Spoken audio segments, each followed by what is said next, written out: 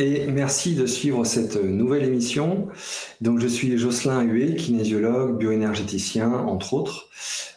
Bienvenue sur Énergie Positive Média. Aujourd'hui, notre invité, c'est Ghislaine Duboc. Alors, comme j'aime à le dire, il faut toujours des prétextes. Enfin bon, on prétexte des rencontres comme celle de ce soir.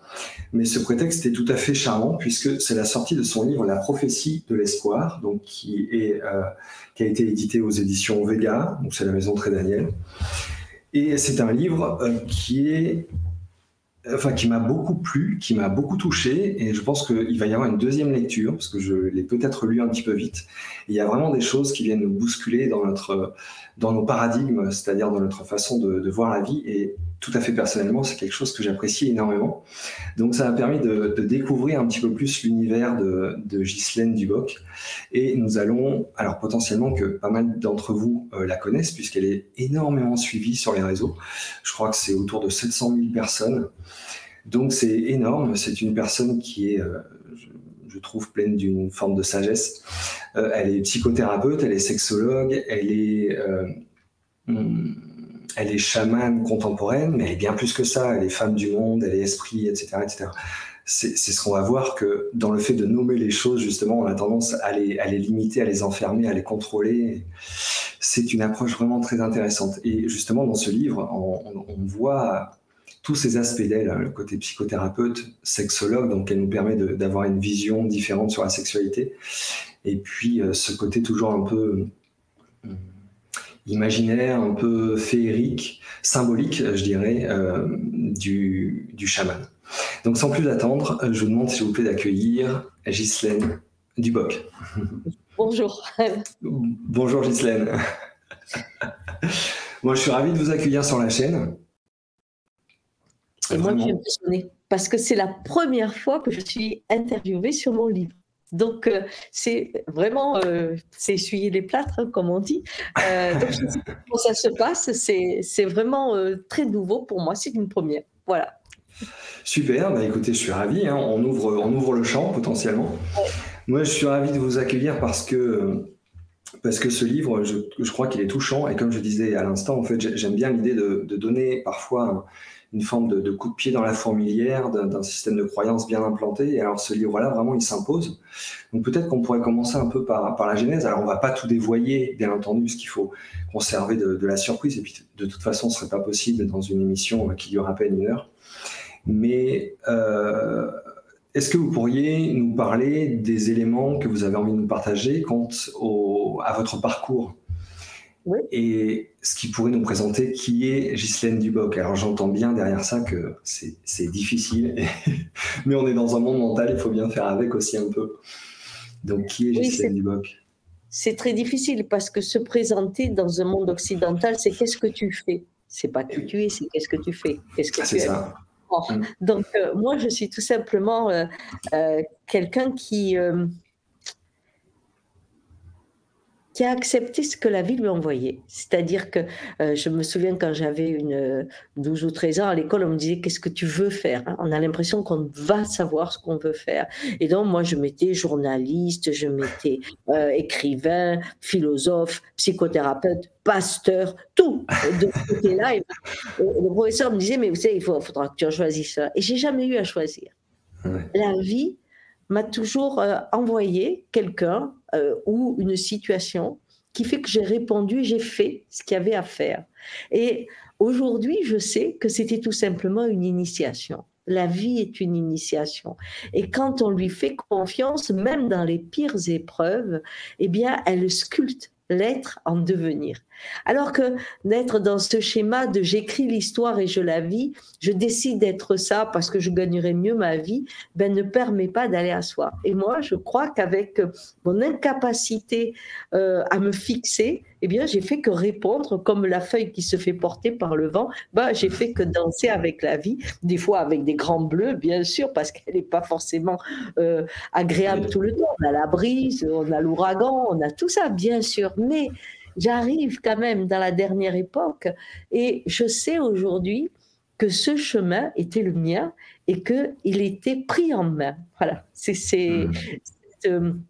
comme un bouton de rose, qui sait qui va arriver à s'ouvrir si les éléments le permettent. Bien, il y a cette destinée qu'on a en soi qui est pour moi un lâcher-prise vis-à-vis de la vie. Voilà. Donc, je suis quelqu'un qui danse. Voilà.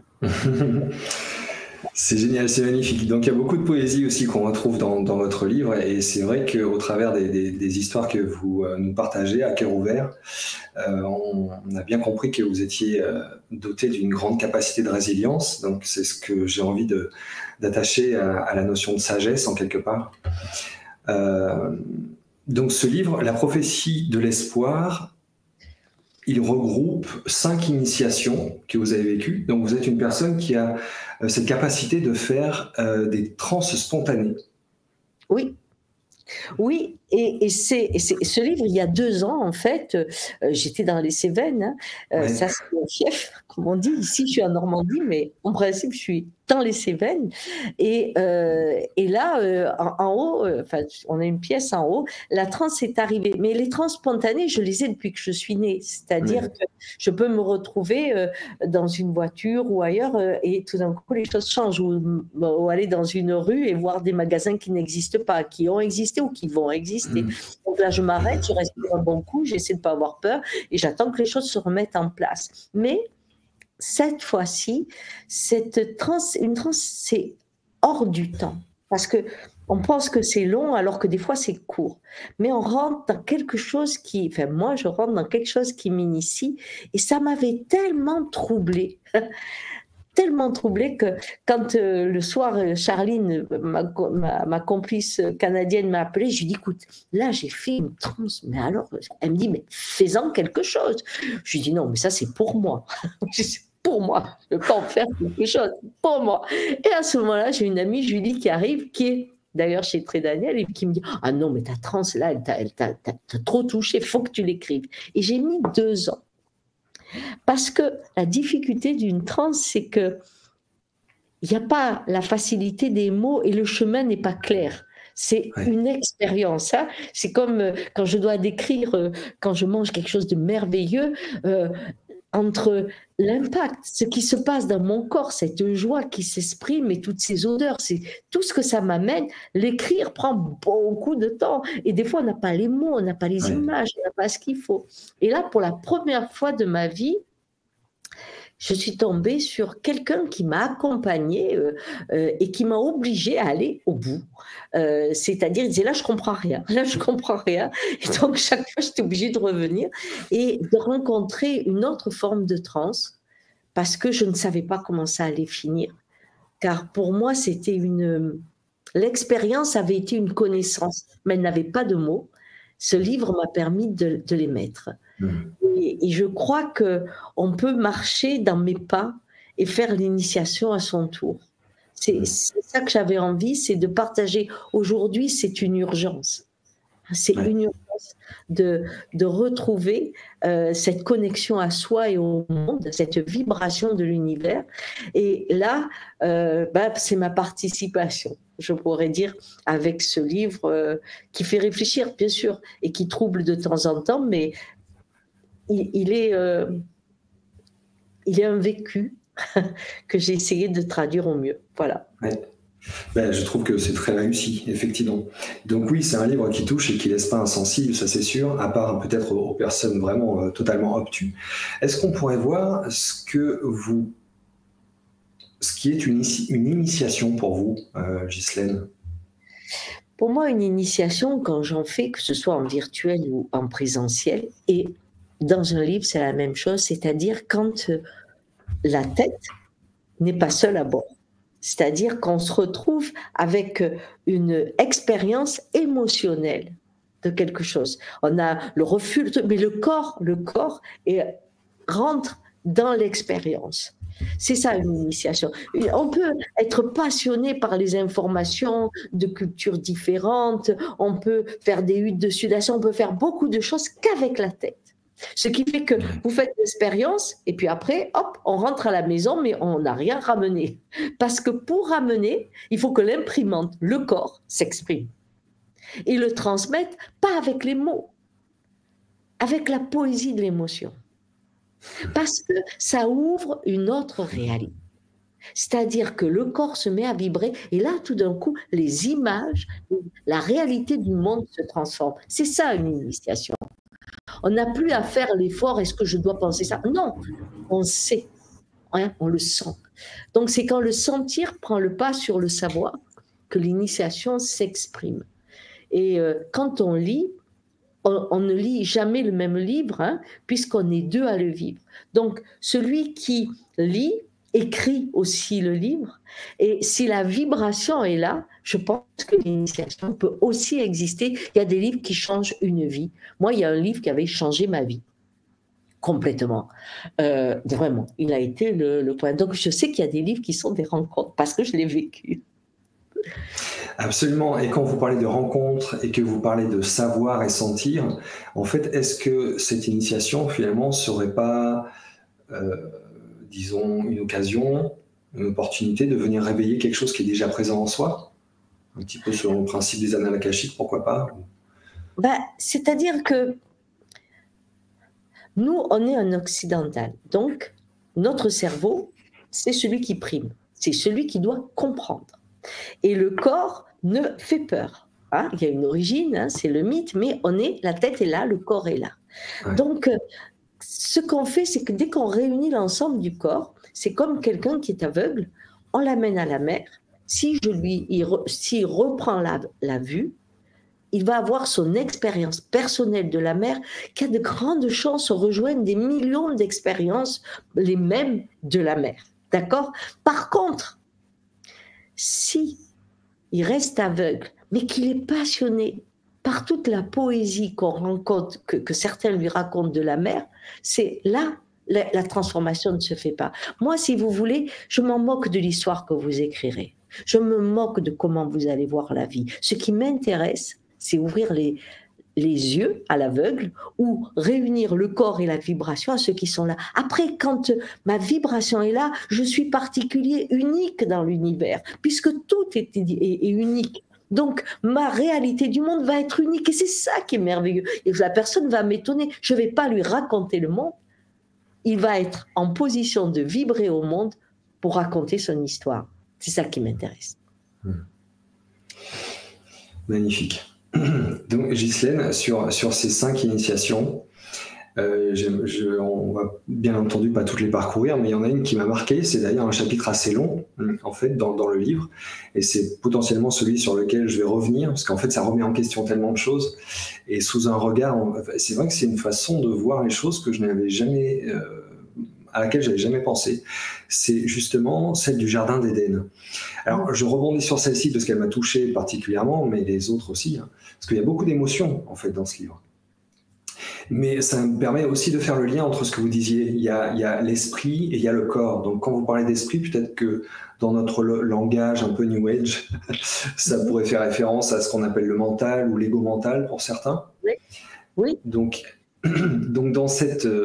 initiation que vous avez vécue, alors ça c'est quand même extraordinaire, quoi, parce que vraiment c'est comme si vous étiez revenu au moment du Jardin d'Éden, c'est-à-dire avec Adam, Ève, ce fameux arbre, le serpent, que vous étiez observatrice de ce qui se passait pour en avoir un regard qui est le vôtre et qui est potentiellement hors de tout ce que les scribes, comme vous dites si bien, ont pu interpréter au travers des écrits. Donc cette initiation qui remet en question pas mal de paradigmes. Comment vous pourriez nous en parler aujourd'hui avec vos mots et votre vibration? Ce qui m'a étonnée dans le Jardin de l'Éden, c'est d'abord, c'est pour ça que ce chemin, ce voyage initiatique montre qu'on vit une expérience après une autre expérience qui prépare à l'expérience. C'est-à-dire que la vie, oui. Comme dans notre corps, hein, on évolue, on vieillit, on grandit, mais il y a des étapes qui précèdent. Et quand je suis arrivée au Jardin de l'Éden, me retrouver dans une expérience de sortie de corps assez folle, hein, puisque c'était un moment tragique de ma vie, vraiment tragique, retrouver l'immobilité, ce que j'ai appelé la tache marron, l'immobilité, qui est à la fois immobile et complètement intense, mais retrouver ce côté figé dans le Jardin de l'Éden, ça a été la première chose qui m'a étonnée. C'était avoir cette sensation de « Ah, je suis dans un tableau. Il n'y a pas de vie. Dans une image, ouais. Dans une image. Cette image. Et ça m'a ramené à loin. Mais donc, quand on le vit vraiment, on se dit, il y a quelque chose qui ne va pas. Et réécouter l'histoire à partir de là m'a posé les questions du mythe fondateur. Et chez les Indiens, toujours, dès qu'on est, on commence par le mythe qui a créé la tribu, qui a mené, je viens de la tribu de l'ours, ou alors c'est les baleines qui m'ont mené là, qu'importe. Et dans ce mythe, il y a tout ce qui va constituer le vivre ensemble et le chemin de la société que l'on crée. Et ce qui m'a surprise d'arriver là, c'est de découvrir que dans ce lieu, il y a tout ce qui est nécessaire pour qu'aujourd'hui, comme nous sommes, existe. Et ça, ce jardin de l'Éden, je ne l'avais jamais vu comme ça, mais jamais, jamais, jamais. Par exemple, de penser que Dieu, hein, simplement, peut avoir le désir, hein, donc un désir, et c'est un désir, c'est qu'il y a un manque, peut avoir un manque. Ça ne m'était jamais arrivé de penser Dieu est parfait. Mais si on met parfait, il n'y a rien à ajouter. Donc comment se fait-il qu'il crée un monde alors qu'il n'y a rien à ajouter? Et on voit bien que le manque est le moteur du désir et est le moteur de notre société. On crée toujours un schéma de manque pour en avoir toujours plus. Donc la base même, la pulsion de vie de l'univers qui serait un désir, donc un manque, eh bien, était étonnante déjà dans cette expression. Mais la suite aussi, et cette vision de Ève et de Adam qui pourrait être notre monde masculin et féminin, ça m'a profondément touchée. Et quand on voit que la mort existe grâce à la pomme, eh bien, découvrir que ça met le mouvement dans le jardin, c'est-à-dire on tombe, mais on tombe quoi?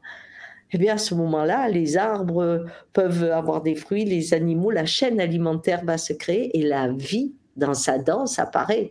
Donc, c'est quand même magique. On aurait pu le voir comme la naissance du monde, alors qu'on l'a vu comme la faute du monde. Mais c'est intéressant de le vivre quand on le lit pas à pas. Parce que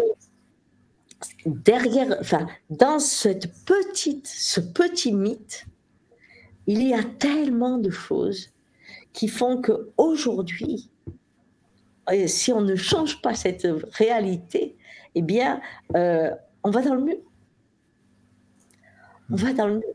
C'est notre idée de reconstruire le paradis, c'est des choses qui ne meurent pas. Notre sécurité, c'est tout ce que je garde, c'est l'immobilité. Or, on voit bien, avec l'intelligence artificielle, on veut que l'homme devienne un objet qui soit éternel, mais un objet, pas un être vivant. C'est quand même fou, ça, non? C'est que le vivant a disparu. On voit l'humanité comme un objet. Vous êtes une fonction, vous êtes des bras, vous êtes une tête, vous êtes un corps, mais vous n'êtes pas un être humain. On a tout objetisé. Tout ce que l'on voit, quand on voit une fleur, on en fait un bouquet, quand on voit du bois, on en fait un meuble, tout est objet. Et ça, c'est le jardin d'Éden, parce que quand on sera dans une image tous, et que tout sera détruit, alors on aura rejoint le paradis. Hein? C'est et c'est aussi extraordinaire, je le disais dans une de mes vidéos, qu'on appelle paradis fiscaux, l'endroit où les gens qui ne sont plus du tout à l'échelle du monde existent. Ils sont figés dans leur rêverie où ils peuvent rêver tout ce qu'ils veulent, en oubliant que l'enfer qu'ils créent sur Terre fait souffrir énormément de gens dans la misère. Donc, mais on est dans une pulsion créative à partir d'un mythe qui a été traduit quand même par des scribes. Hein, le mythe existe, mais après, on va lui donner vie à ce mythe. Hein. Et donc, ça fait partie dans l'initiation d'un point de rencontre qui m'a bouleversée quand même, tout simplement. Hein. J'étais pas très bien après. Voilà, parce que moi, je ne l'avais jamais vu comme ça, le jardin de l'Éden. Mais oui, absolument. Je ne l'avais jamais envisagé comme ça non plus. Est-ce que ça vous irait juste d'aller dans le sens de clarifier cette notion d'esprit et de corps? À quel moment, en fait, les deux se placent eh bien, justement, Adam prend le symbole de l'esprit et Ève prend le symbole du sensible. Parce que, en fait, c'est ça, au travers du livre, je pense, Oui. c'est ça que vous appelez potentiellement que l'homme peut créer le paradis en se remettant en mouvement. C'est la clé, si on peut parler comme ça, ce serait de se reconnecter à son univers sensible. Donc la différence entre les deux est comment et quand ça s'est scindé dans cette histoire d'Adam et Ève. C'est ça qui est passionnant, c'est vraiment je trouve, Adam, simplement, il nomme le monde. Il est fils de Dieu, hein, donc créateur. Il se voit comme un créateur et sa création, c'est de nommer le monde. Hein, il nomme les animaux, il nomme les arbres, il nomme. Et quand on nomme, on s'approprie les choses. Hein. Oui. Si je nomme ma montagne, hein, c'est devient la mienne. Hein. C'est clair, ce schéma-là.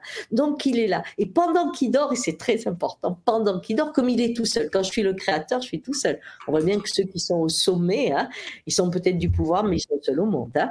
Donc, le schéma, c'est il est seul, il crée un monde. Il s'approprie le monde, c'est son premier geste. Hein? Je prends un chien, je lui donne un nom, il devient mon chien. Et donc, il va avoir ma vie que je vais lui imposer. C'est ce que fait Adam. L'esprit possède en nommant les choses. Et on le fait tous. On est tous Adam. Hein? On dit mon doudou, ma chambre, mes parents. Et on crée son environnement comme ça. Ça, c'est Adam. Mon cancer. Hein? Mon cancer. Et voilà. Quand les personnes parlent de leur maladie, elles s'identifient à ça. Ouais. Oui, c'est toujours mon environnement est créé par mes liens. C'est ce qu'on appelle d'ailleurs quand on fait les constellations. Hein. Enfin, les constellations chamanistes, c'est à ma façon, mais ça crée les liens d'appropriation qu'on a mis en place qui font une constellation. Et donc, il est tout seul. Et peut-être que Dieu lui aussi comprend la solitude. Et donc, à l'intérieur d'Adam, pendant qu'il dort, il réveille dans une côte, Ève. Ève, c'est la terre, la côte. Hein, les côtes, il y a la mer, mais il y a les côtes qui sont du solide, qui sont la terre. Ça, Ève naît au cœur du rêve. Donc, elle devient la partie concrète, liée aux éléments. Et c'est un être sensible. C'est la partie sensible de Adam. Mais, tel que l'on présentait le mythe, il y a Ève d'un côté et Adam de l'autre. Et donc, c'est ce que nous vivons, nous aussi. C'est-à-dire, quand on est, les premières étapes, c'est mon doudou, etc. On nomme les choses. Et la seconde, c'est dans notre sentir que cela va s'exprimer. Et dans ce sentir, très vite, on va être conditionné. Hein, tu ne peux pas être malade, mais non, je le vois bien, tu n'as pas de fièvre, tu n'as pas faim. Non, c'est pas l'heure, tu ne manges pas. Donc, en fait, très vite, on va nous couper du corps et de Ève. Mais Ève, elle passe par le senti pour comprendre son environnement, alors que Adam passe par le verbe. Et c'est là où la dissociation se fait. Et quand il y a la chute, la règle dit que c'est Adam qui doit dominer Ève. Ce qui veut dire l'esprit doit dominer le corps sensible.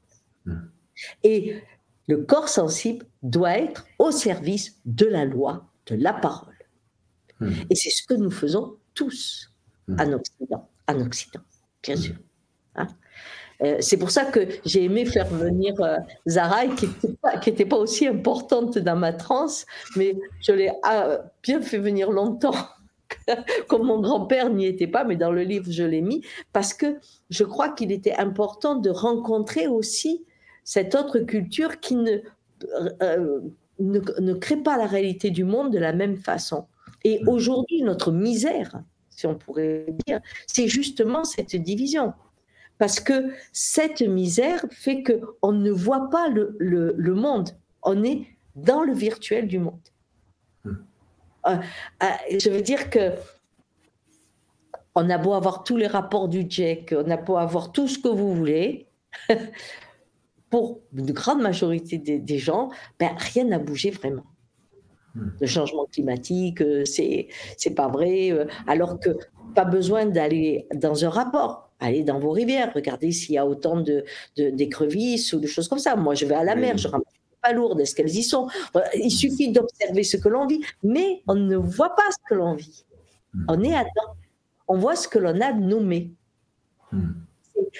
Et aujourd'hui, je crois que ce livre, c'était une urgence aussi de l'écrire, comme tout ce que je fais cette année. C'est parce que je pense que la clé aujourd'hui, c'est vraiment de retrouver l'union en soi, hein, les épousailles interdites, Ève et Adam, hein, quand on les épouse pour qu'ils fusionnent et que la réalité du monde, même si elle nous fait peur, apparaisse afin qu'on prenne notre place de jardinier. Magnifique. Et donc, comment... Alors ça, c'est la fameuse question, vous y attendez. Ouais.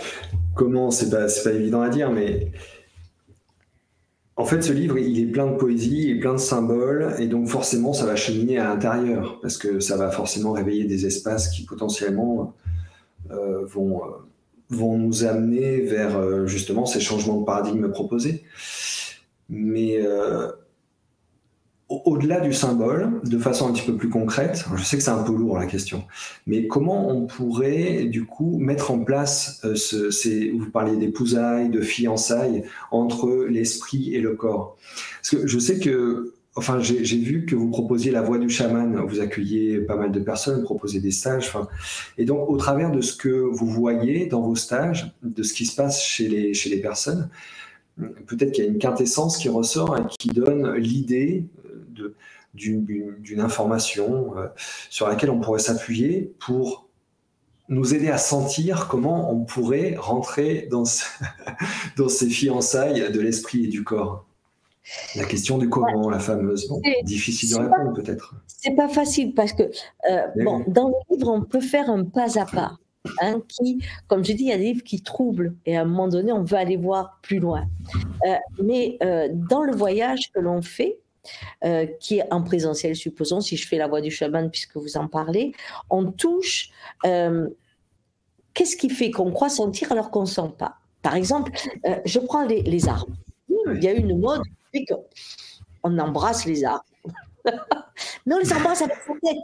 C'est-à-dire que la position physique, elle permet pour une fois de s'abandonner, ce qui est très rare aujourd'hui, s'abandonner. Même si on s'abandonne sur un arbre, on se fait du bien physiquement, mais on n'est pas en contact avec l'arbre. Je me souviens d'un groupe où on était partis dans les Cévennes et je leur apprenais à avoir la vibration au niveau de la... Et il y avait une fille qui a dit, mais je ne peux pas l'approcher. Donc on a testé, on a dit, bah oui, toi, il ne te veut pas.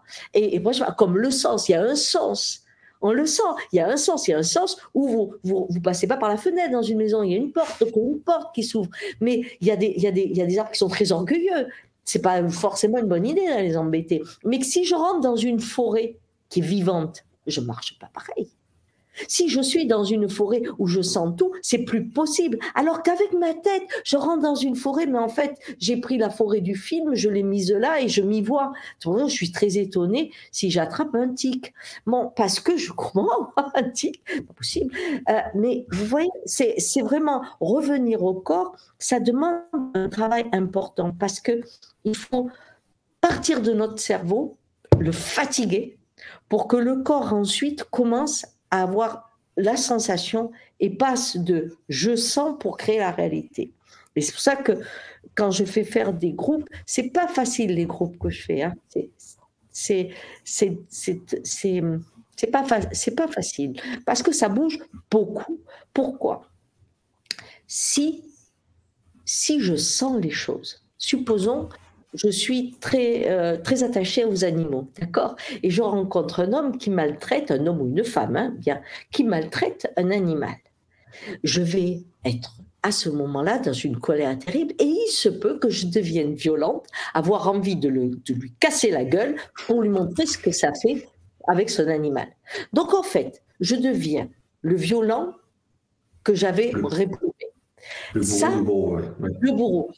Comme je dis, quand le corps s'éveille, la première étape, c'est la violence. On sait parce qu'on sent. On ne peut plus voir de la viande comme ça. Ça ne veut pas dire qu'on devient végétarien, mais on va vouloir que les animaux aient une vie, parce qu'il y a une chaîne alimentaire. Et là, on sait que ce qu'on mange, quand on sait les choses, on se révolte. On dit, on ne veut pas ça, ça c'est monstrueux, ça c'est pas humain. On sait parce qu'on sent. Et donc, la première étape, c'est la violence. On ne peut pas rester là, mais on ne peut pas l'éviter. La conscience est énorme. Et ensuite, on traverse la violence, parce que se dit, est-ce que tu veux devenir ce que tu détestais? Et aujourd'hui, dans l'époque où on est, où on se dit comment sortir de l'impuissance, de la maltraitance que l'on voit partout autour de nous, sans devenir soi-même violent. Comment rester dans une résistance d'amour? Et c'est là où on traverse cette première expression de l'émotion, de la sensation, de l'injustice que l'on découvre et qu'on ne peut plus nier. On sort du déni parce que le corps est relié. Et à partir de là, ce qu'il y a de formidable, c'est qu'on va rencontrer l'humanité en soi. Et ça sera peut-être dans une façon très différente.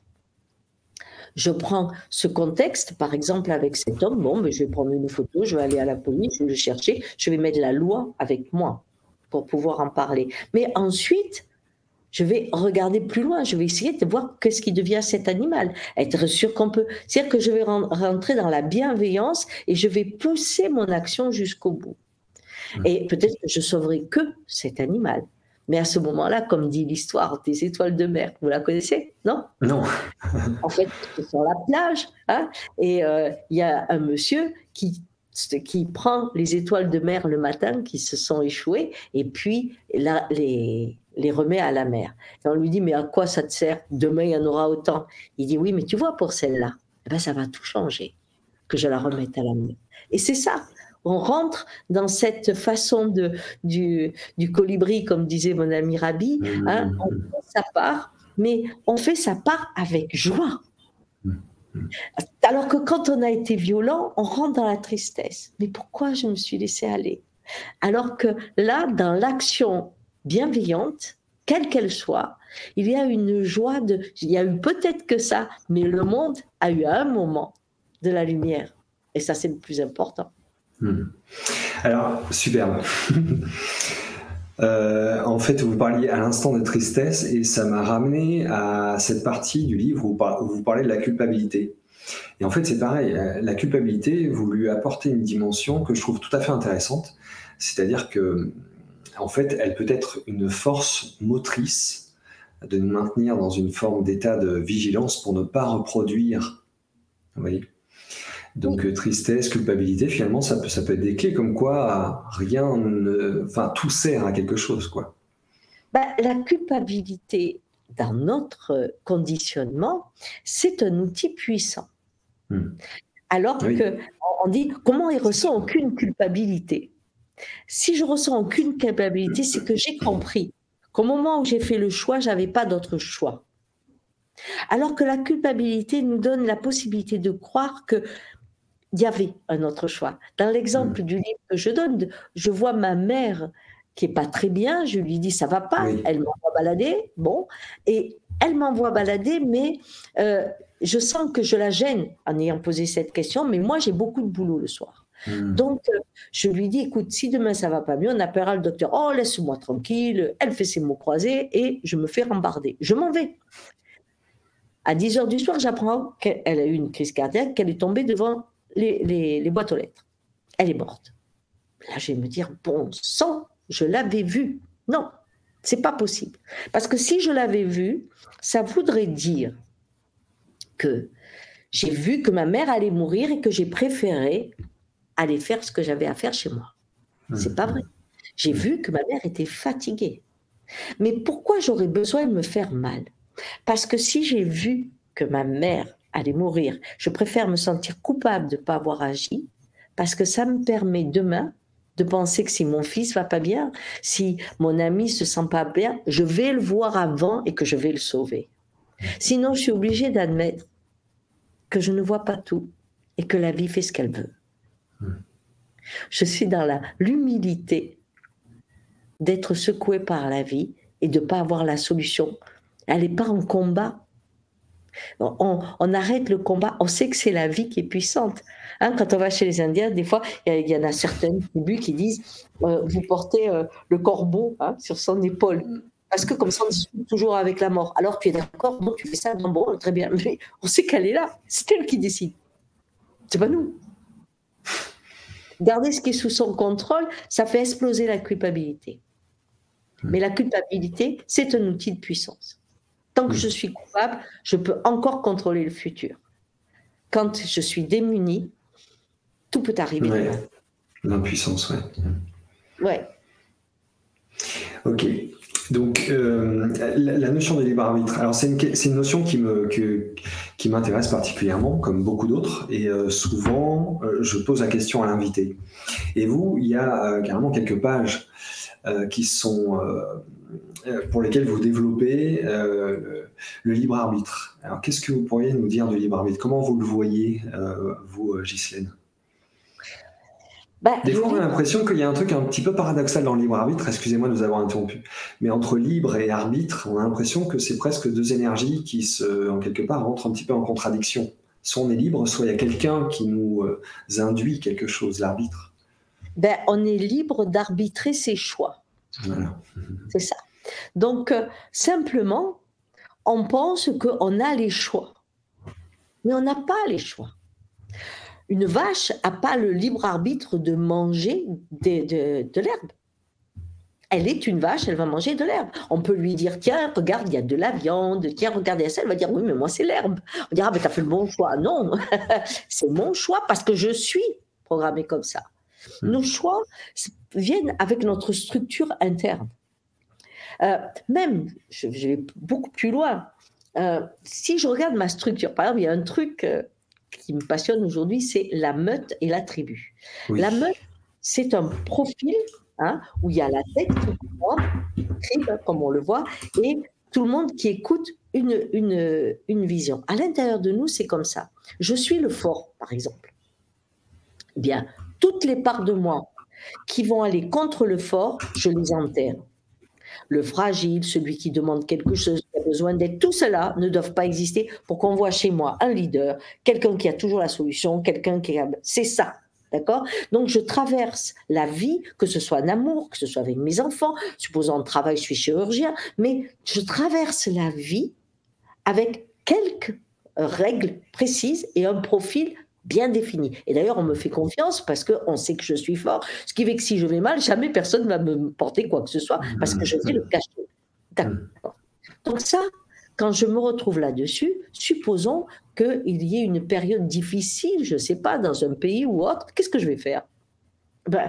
Je vais aller nourrir une façon de vivre la société avec des forts. Il me faut un dictateur, il me faut un sauveur, quelqu'un qui sait, parce que les autres, ils savent que dalle. Pourquoi? Parce que j'ai choisi en fonction de mon profil. Je nourris le monde qui vit à l'intérieur de moi. Chez les Indiens, on dit que le monde extérieur est le reflet du monde intérieur. Si je me suis construit en pyramide de cette façon, il y a de grandes chances que ce que je vais nourrir à l'extérieur, c'est ce type de société. Et on va dire, est-ce qu'il a le choix dans le vote? Non. Il se choisit. C'est pour ça que si tu veux changer le monde, change-toi. Parce qu'au fond de soi, des fois, il y a une intuition petite qui arrive quand le corps, on dort par exemple, comme Adam, qui dit, c'est peut-être pas la solution quand même, tu crois pas qu'il y a autre chose? On la fait taire très vite, mais des fois elle vient. Et ça, c'est ça qui se passe, je crois, aujourd'hui. C'est que l'aberration de savoir que ce qu'on fait détruit le nid dans lequel on vit, ouais. Eh bien, c'est parce qu'à l'intérieur de soi, on détruit ce qui pourrait nous rendre heureux. Combien de fois on fait ça? On passe à côté. J'ai peur d'aimer, par exemple. Pourquoi? Parce que je pourrais souffrir. Et alors? La souffrance, ça fait partie de la vie. C'est comme si je disais, ah, je ne veux pas manger parce que j'ai peur de payer l'addition. Bah, attends, tu vas la payer, mais tu vas manger avant. Donc souvent, on vit, on meurt sans avoir vécu. Et on va créer un monde qui meurt sans avoir vécu. C'est ça qui est dommage. Et aujourd'hui, c'est une urgence de retrouver à l'intérieur de soi le libre arbitre d'un homme ouvert. Alors, qu'est-ce qui fait le libre arbitre? Pour moi, c'est la tribu. Quand on est une tribu, c'est qu'on a toutes les parts de soi qui sont là, le faible, le fort, le triste, le gai, le violent, le meurtrier, etc. C'est comme si on était en cercle. Et quand les conditions sont réunies, on va élire celui qui est le plus adapté. Si on a faim, on va prendre celui qui s'y connaît en agriculture. Si on est en amour, on va prendre celui qui est romantique. Mais on cherche les conditions et surtout, comme il y a un dialogue avec l'ensemble de ses parts, si on me demande une promotion, eh bien, il y a le père qui va dire « Ouais, mais attends, si tu fais ça, je ne te verrai plus. » La mère qui dit « Alors, nous deux, c'est fini, on se verra. » Et il y a tout ce qui va. Et puis la grand-mère qui va dire « Ah, mais je suis tellement fière de toi, prends cette promotion, tu sauveras le monde. » Il y a le sauveur. Mais il y aura un consensus de dialogue qui fait que le choix ne sera pas fait de un, il va apparaître du multiple des pensées croisées. Et c'est ça, pour moi, une autre façon qui n'est pas le libre arbitre de marcher le chemin de la vie. Et danser avec elle. Allez, qu'est-ce que tu veux danser avec moi? C'est magnifique cette expression, j'adore danser avec la vie, vraiment j'adore cette expression. Ok, alors il y avait... comment dire, cette notion de changement. Alors, il me semble que dans le livre, je répète que j'ai lu un petit peu vite parce qu'on a pu coordonner nos plannings aujourd'hui. C'est une émission enregistrée.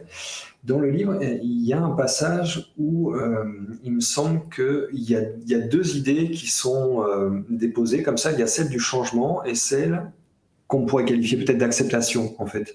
Plutôt que de chercher à changer, peut-être déjà regarde ce qui est et danse avec, si je peux reprendre cette expression. Oui, en fait, quand je cherche constamment ce qui me manque, j'oublie ce que j'ai. Ouais. Parce qu'à mesure que je possède quelque chose, il s'efface. C'est ça qui est terrible. Ou alors, je veux le reproduire, j'ai passé un bon repas avec quelqu'un, on va refaire ça. Et il faudrait que ce soit pareil, c'est pas possible. Donc là, je le garde en mémoire et il va créer ma future déception, en fait, parce que ça sera pas le même. On est, comment dire, oui, on ne voit pas ce que l'on a. Très souvent, on l'oublie parce qu'on est figé dans ce mouvement où il faut toujours plus. Et jouir est interdit parce que jouir, c'est se poser. Or, dès que je suis dans la satisfaction, dans le contentement, je quitte l'hystérie du mouvement dans lequel le monde se trouve et qui va de plus en plus vite. Et on le voit bien sexuellement, ça crée des gros problèmes aujourd'hui. Mais on l'a dans la vie, quand quelqu'un dit « Oh, je suis content là », ben voilà, je l'ai fait dire « Ben voilà, tu te suffis de ça, quoi ». Dans une carrière, si on dit « Ah non, moi ce poste-là, ben non, je connais tout, c'est bon, je suis à l'aise, c'est facile ». On dit « Ah non, un peu d'ambition quand même ». Donc, la jouissance, hein, c'est considéré comme un stop, quelque chose d'impossible, qui n'est pas valorisé. Alors que, comme la Terre, elle doit toujours produire, alors qu'on a besoin du repos qu'amène la pré-jouissance. Parce que la jouissance, c'est une petite mort. Donc, quand on accepte ce oui, hein, de l'orgasme, qui est un oui qui a tout et on ne sait pas à quoi, mais qui pourrait faire qu'on recevra tout, hein, la vie, les mains ouvertes, c'est ça un orgasme, eh bien, ce oui sensationnel que l'on dit, après il y a un repos, parce qu'on a osé dire oui. On a osé dire oui. Alors que très souvent, même dans le sexe, on dit non, non, non, non, oui. Bon, on commence par le non. Hein. C'est quand même quelque chose qui est assez étonnant. Et donc, je crois que le contentement, la suffisance, qui sont les clés du bonheur, tout simplement. Tout simplement. Les clés du bonheur, c'est la mort des choses. J'accepte que quelque chose soit fini et que je me repose. Et pendant ce repos, eh bien, à un moment donné, va naître autre chose. On retrouve le temps de l'homme plutôt que son excitation. Super. C'est vraiment très agréable de vous écouter et c'est je trouve, plein de sagesse.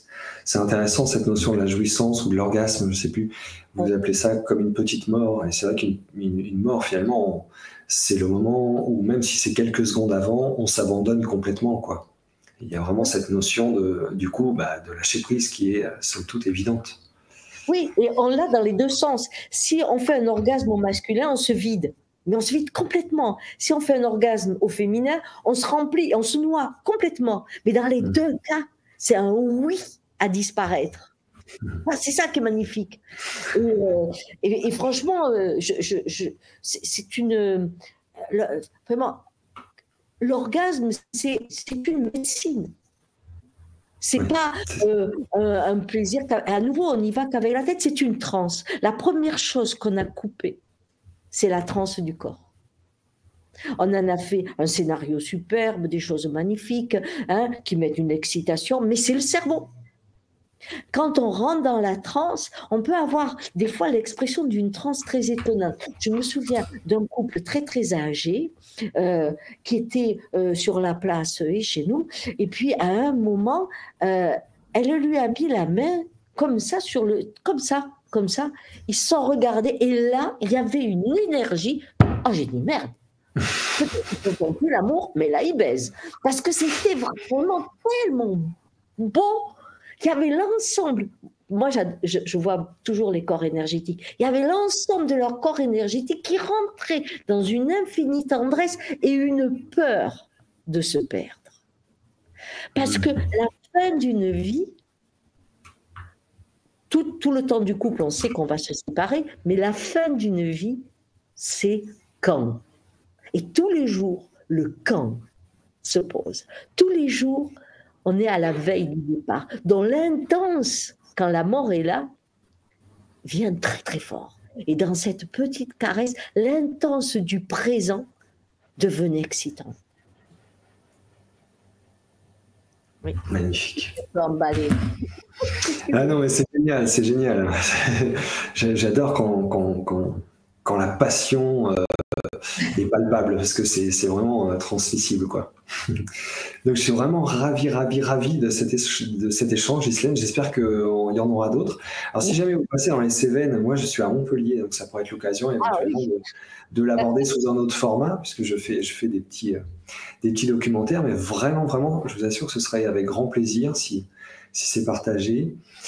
Si vous permettez, je vais vous laisser le mot de la fin, Ghislaine, comme c'est l'habitude pour les invités. Donc livrez-vous, dansez avec les mots, dansez avec la vie, laissez-la vous traverser. Enfin, ce n'est pas une injonction, je sais que vous savez faire, mais j'ai envie de le nommer, parce que bon, il y a encore un peu d'Adam. À tous, je vous remercie d'avoir participé à cette émission. Vous pouvez toujours nous laisser un commentaire, parce que ça nous fait vraiment plaisir de les lire. Vous pouvez mettre un pouce vers le haut, je vous invite à la partager. Si vous n'êtes pas abonné, eh bien abonnez-vous à la chaîne. Pensez à la petite cloche et activez les notifications pour les prochaines émissions qui sont à venir. Je vous retrouve très prochainement.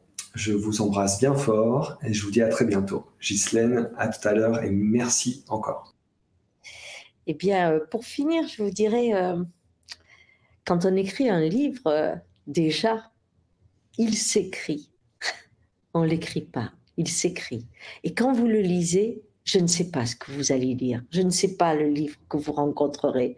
Comme dans mes stages, je ne sais jamais ce que l'autre entend. Vous ne pouvez pas savoir. Sauf celui qui écoute, c'est ce qu'il prend. Et il prend par rapport à ce que la vie lui fait entendre. Hein? C'est comme ça que des fois on dit « mais je te l'ai dit, je te l'ai dit ». Et on dit « non, je ne l'ai pas entendu parce que je ne pouvais pas l'entendre ». Alors je ne sais pas ce que vous allez lire, je ne sais pas le voyage que vous ferez, mais ce que j'espère, c'est que la vie vous apporte beaucoup de joie à le lire. Voilà.